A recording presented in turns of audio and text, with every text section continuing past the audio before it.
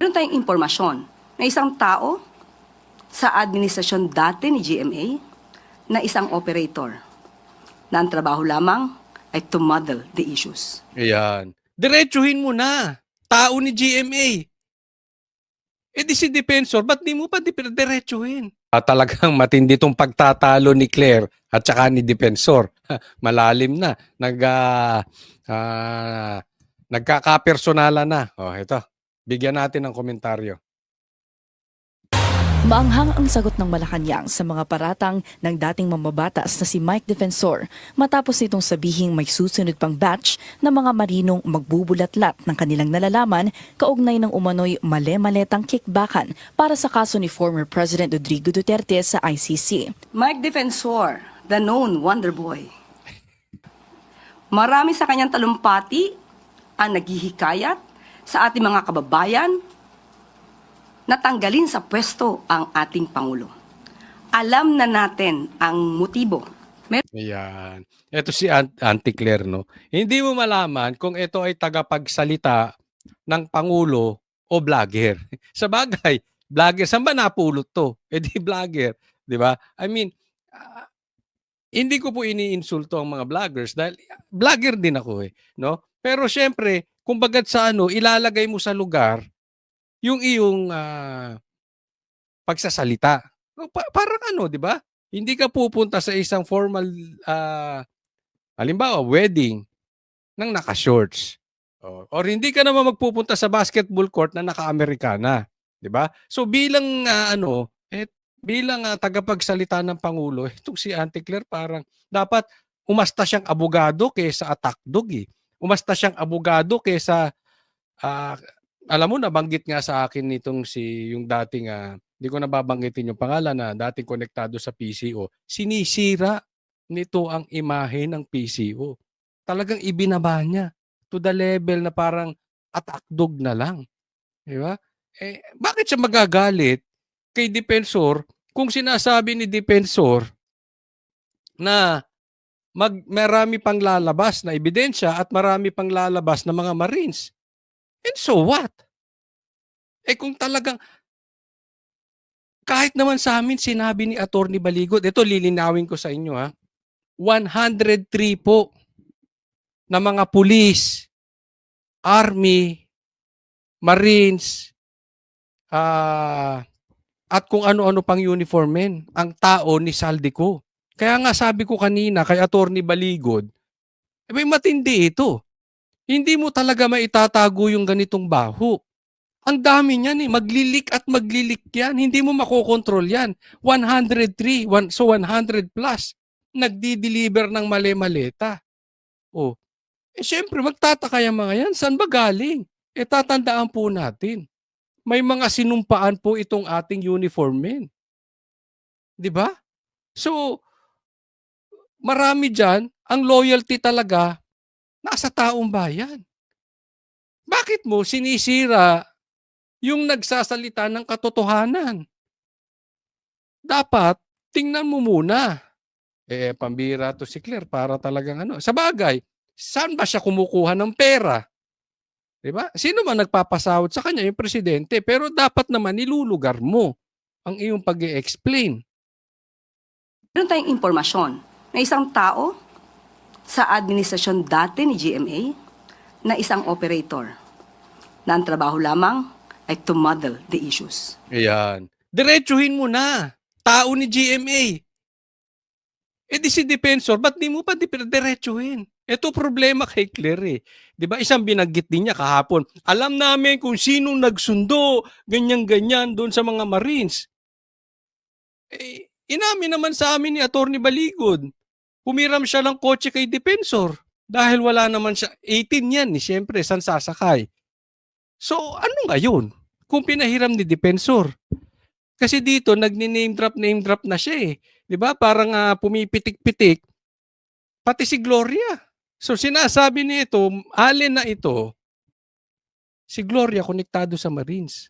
Kasi pwede naman si ang banatan niya lang, si Defensor. Oh, parang sinabi pa niya na si dating tao ni Miriam. Ba, malalim ang hugot mo, Claire. Kung malalim ang hugot mo, I think you should be professional. Pangalanan mo. Huwag yung paduda. Huwag yung paduwag. Di ba? Pag ang taong ito ay kasama sa isang issue, something is fishy. Hindi na pinalawig pa ni Palace Press Officer Undersecretary Claire Castro kung sino ang tinutukoy niyang operator sa panahon ni former President Gloria Macapagal Arroyo.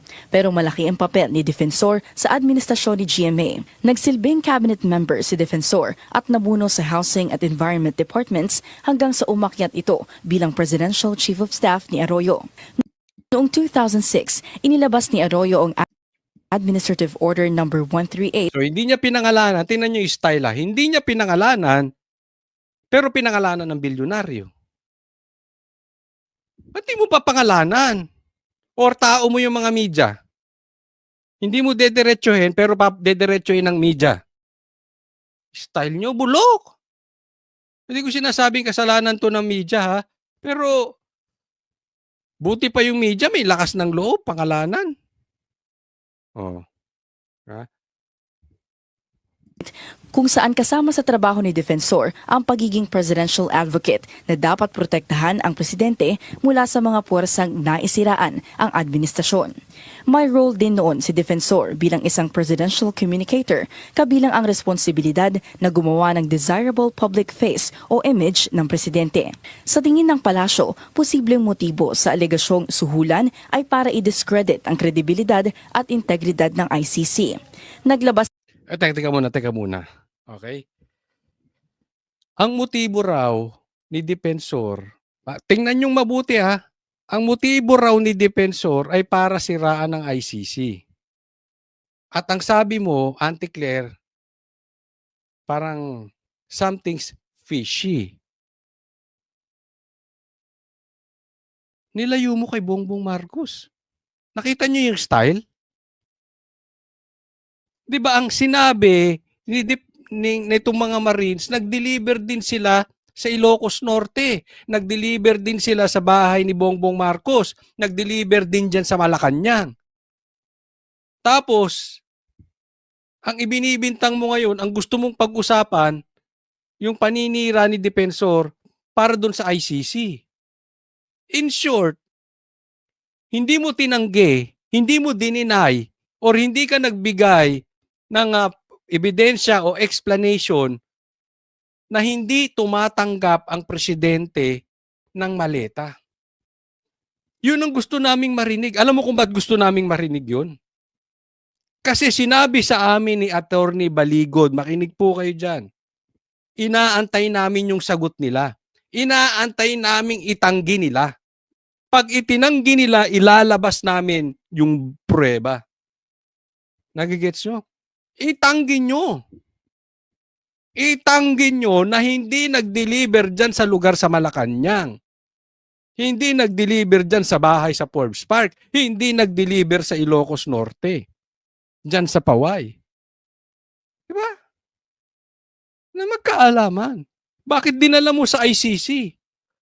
Una, wala kaming pake dyan. Hindi sa walang pake, pero ang issue dito, tagapagsalita ka ng Pangulo eh. Di ba? Total, dinidefend mo yung Pangulo, i-defend mo ng ayos nang hindi mo kami nililigaw. Tapos sasabihin mo something's fishy. Talagang something's fishy.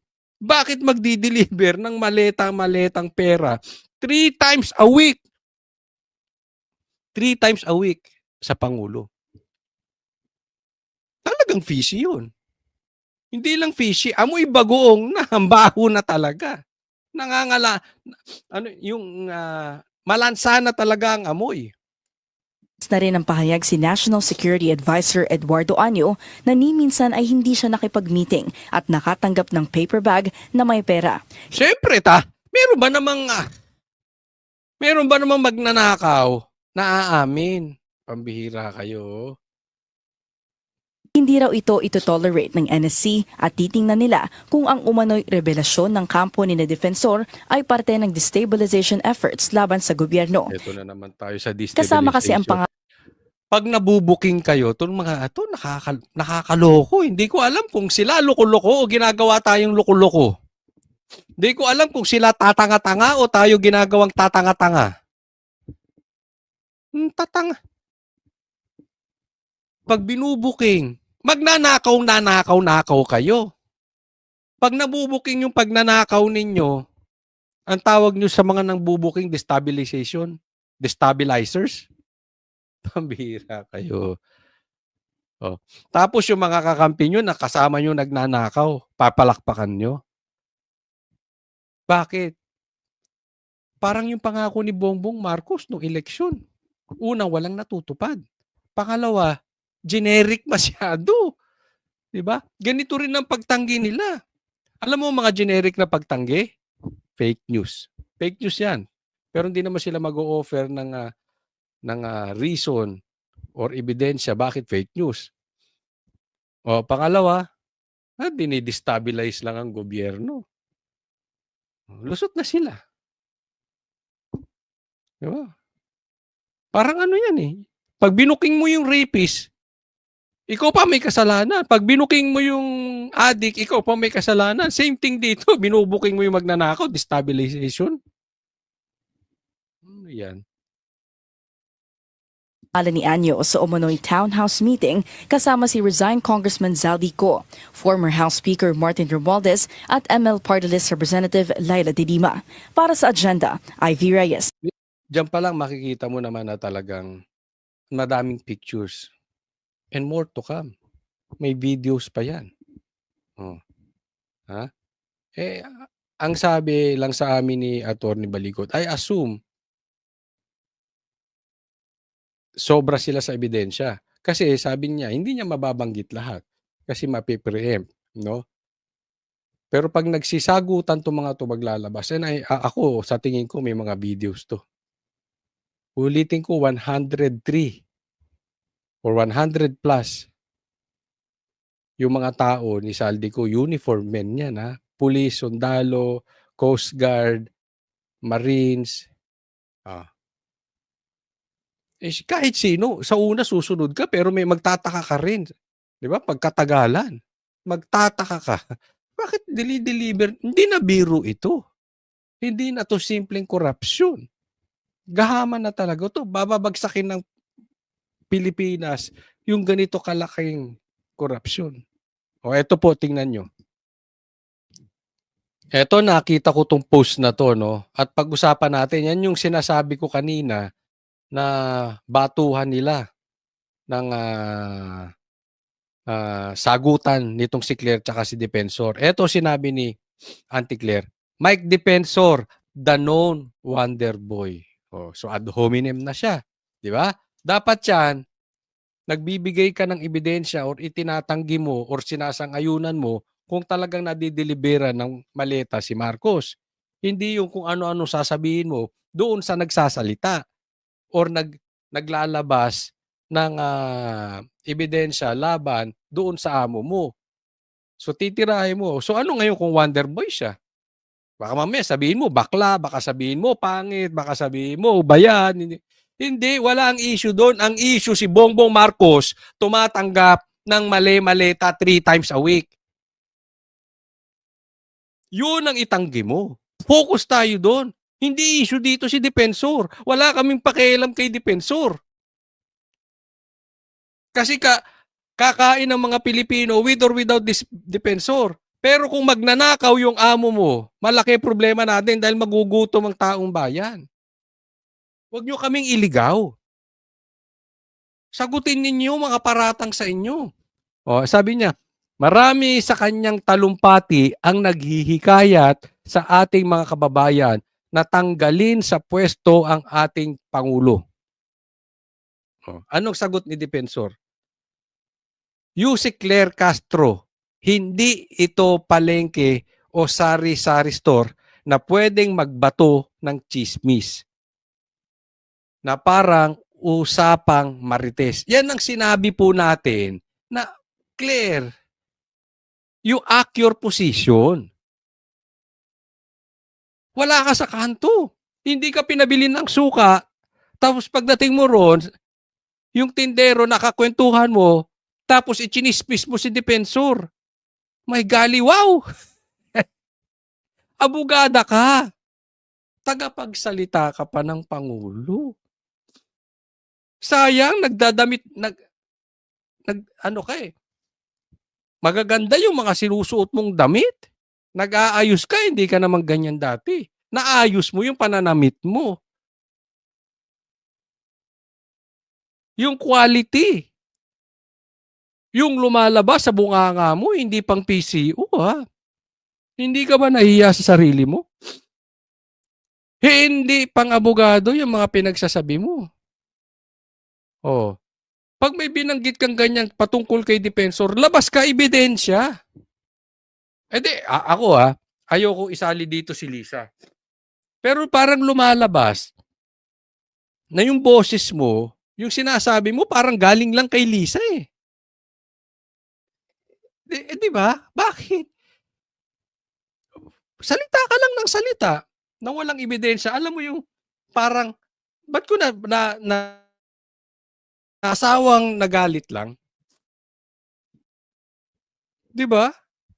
Ganon yung reaction ng isang asawa. Ano ka ba, Claire? Asawa ka ni Bongbong Marcos? O nagtatrabaho ka sa isang ahensya ng gobyerno? Tandaan mo, pasahod ka ng taong bayan. Hindi ka lang asawa, na inaawa yung asawa mo at nagpupuputa ka dyan. Kaya sabi ko, parang si Lisa yung nagsasalta ah. Diba? Pambihir. Eto lang. Masasabi ko, Claire, focus tayo doon sa akusasyon na nagdi-deliver ng mali-maleta 3 times a week sa Pangulo. Tanggi nyo, it's up to you. Ngayon, kung babatuhin mo si Defensor, pwede ba mag-message na lang kayong dalawa na lang? Di ba? Kung gusto nyo magsuntukan, di magsuntukan kayo. Bahala kayo, magsabunutan kayong dalawa. O kung mag-message, kayo na lang dalawa. Wala kaming pakialam dyan. Or mas maganda pa, kung babanata mo rin si Defensor, labas ka ng ebidensya. Hindi para kang pinabili ng suka eh. Tapos nagchismis ka.